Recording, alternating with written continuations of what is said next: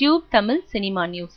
Ego பார்க்காத ஆரம்பம் அஜித், நயன்தாரா புகழாரம். அஜித் நடிப்பில் மிகுந்த எதிர்பார்ப்புக்கிடையே தீபாவளிக்கு திரைக்கு வர இருக்கும் படம் ஆரம்பம்.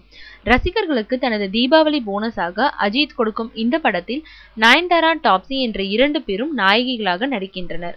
அதிலும் பில்லா படத்தில் அஜித்துடன் நடித்த நயன்தாரா மீண்டும் இப்படத்தில் அவருடன் டூயட் பாடி இருக்கிறார்.